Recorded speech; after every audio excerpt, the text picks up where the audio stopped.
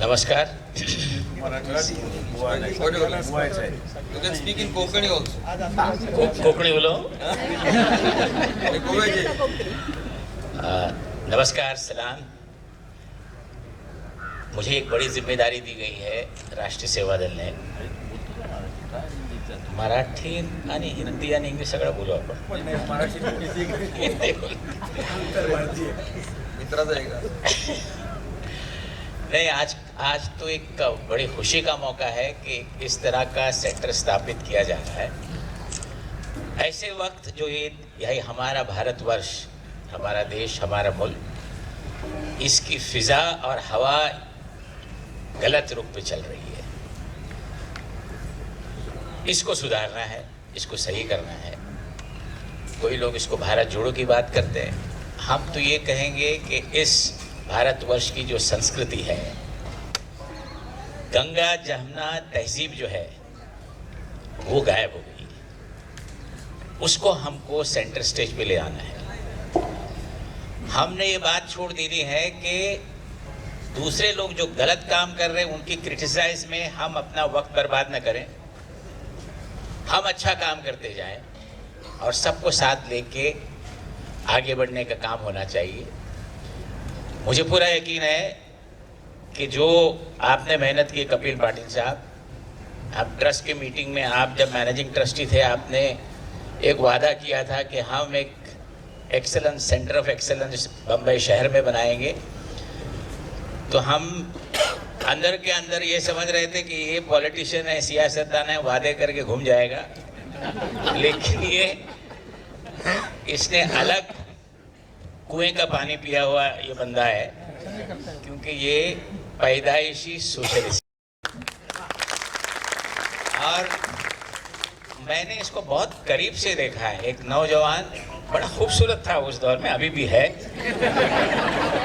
और दिलीप कुमार साहब इनको इतना पसंद करते थे कि हमने एक मूवमेंट शुरू किया था, ओबीसी मूवमेंट फॉर रिजर्वेशन. बड़ी ताकत के साथ शुरू किया था. दिलीप कुमार साहब ने उसकी लीडरशिप ली थी और यंग फायर ब्रांड लीडर उसमें जो थे वो हमारे कपिल पाटिल थे. तो इनका करियर आप देखें तो इन्होंने बहुत काम किया है और बहुत काम करना भी है. और आप एक नेशनल पार्टी से जुड़े हुए हैं, इसलिए मैं आपको मुबारकबाद देता हूँ.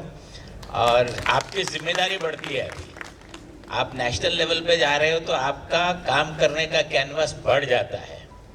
तो हम आपके साथ हैं, आप आगे बढ़ते रहिए. हमारे जो नितिन वैद्य साहब हैं, जो राष्ट्रीय सेवा दल के प्रेसिडेंट बने, अभी चेयरमैन, इनका भी बैकग्राउंड बहुत ज़बरदस्त है. इन्होंने मीडिया के माध्यम से अपने करियर में सोशलिस्टिक बैकग्राउंड जो उनका रहा वो किस तरह पुश किया है उन्होंने, वो तारीफ़ काबिल है. और आप बहुत डिज़र्व करते हैं कि इस बड़ी संस्था के आप चेयरमैन हैं. इसको आप पूरे हिंदुस्तान में ले जाना चाहिए. और इस संस्था को अगर किसी ने जिंदा किया है गुज़िश्ता 3-4 साल में, वो शख्स है, आप शायद कम जानते होगा, वो डॉक्टर गणेश देवी जी हैं. इन्हें पूरी दुनिया जानती है, हिंदुस्तान भी जानता है. और इनका काम जो गुजरात में ट्राइबल बेल्ट में इन्होंने किया है, आपने वहाँ जाना चाहिए. It's like a pilgrimage if you visit the place which he has developed. And tribals का इन्होंने जो स्टडी की है, और ट्राइबल्स का एक जो लॉ था इंडिपेंडेंस से पहले, उसको अमेंड करने के लिए मनमोहन सिंह जब प्राइम मिनिस्टर थे तो एक कमेटी बनाई थी, उसके आप उसकी चेयरमैन थे और उन्होंने काम करके दिखाया है.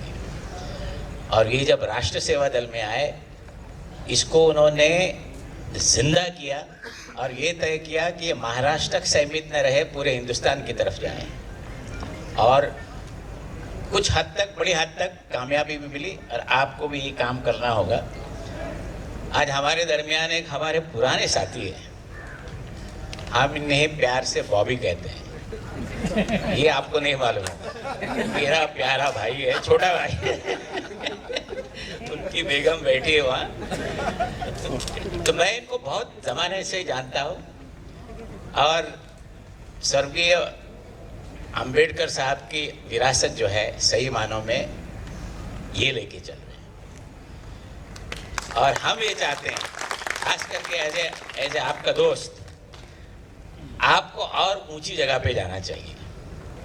सियासत में इनकी बहुत काबिलियत है, जरा थोड़ा आगे पीछे होते तो अभी आप हमको धक्का मारेंगे। इनको आगे आना होगा। A very brilliant person, very committed.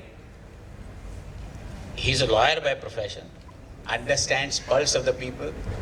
तो आपकी जिम्मेदारी है, आप अभी नया रूप धारण कीजिए आज से।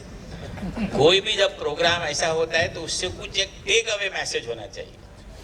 आज टेक अवे मैसेज ये हो जाएगा कि हमारे बाड़ा साहेब अंबेडकर साहेब नेशनल सेंट्रल स्टेज पे और जोर से आए और हम आपके साथ हैं, पूरा सेवा दल आपके साथ जुड़े हैं।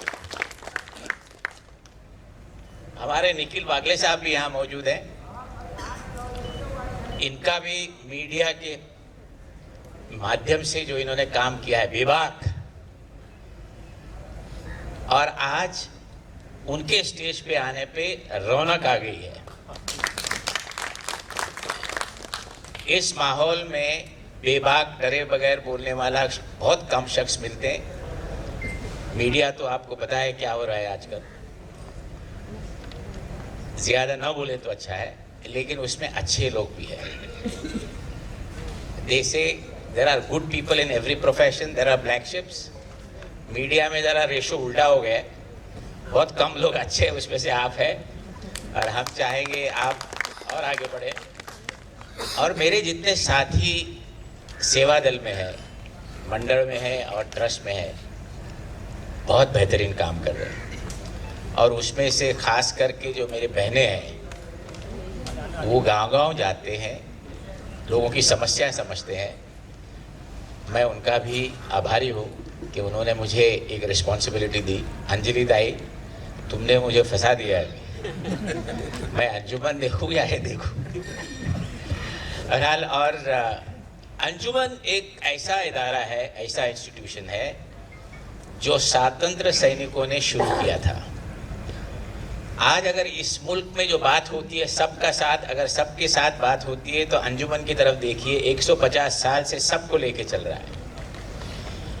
ये एक मिसाली तारीखी इदारा है, सेक्युलर टू द कोर, और यहाँ पे गरीब बच्चों की तालीम दी जाती है। नॉर्मली क्या होता है, प्राइवेट ऑर्गेनाइजेशन दो तरह के होते हैं, एक कमर्शियल, एक चैरिटेबल। हमारा जो इदारा है वो चैरिटेबल है, और ज़्यादा से ज़्यादा 50% बच्चे हमारी फीस नहीं पे करते, 70% बच्चे फर्स्ट जनरेशन लर्नर्स हैं, और वो गरीबों के बच्चे सबसे बेहतरीन रिजल्ट आते हैं। शिक्षा में भी, क्योंकि शिक्षा के बहुत लोग यहाँ मौजूद है। हमारा Bharatvarsh, India will shine only when the education goes to the last person, the quality education. उसके लिए सरकार की तरफ हमको नहीं देखना चाहिए, हमने भी कोशिश करना है, ये हमारी जिम्मेदारी भी है। मैं आपका ज़्यादा वक्त नहीं लूँगा, मुझे आपने बर्दाश्त किया, इसलिए बहुत बहुत धन्यवाद। और एक बार मैं आपको मुबारकबाद देता हूँ, बहुत बेहतरीन काम किया, करते रहिए, हम तुम्हारे साथ। बहुत बहुत शुक्रिया। त्याने अंजुमनचं सांगितलं, अंजुमनचा इतिहास लोकांना माहीत नाही, हल्ली वाद चालू आहेत। जेव्हा जिनांनी, बॅरिस्टर जिनांनी द्विराष्ट्रवादाची मागणी केली, त्यावेळेला त्यांना प्रवेशबंदी करणारी एकच संस्था होती, ती अंजुमन इस्लाम होती, आणि ते दरवाजातून आत येऊ शकले नाहीत। इतर सगळीकडे जात होते, मुंबईकर होते जिना, पण मुंबईतल्या संस्थेमध्ये त्यांना प्रवेशबंदी करणारे ते होते।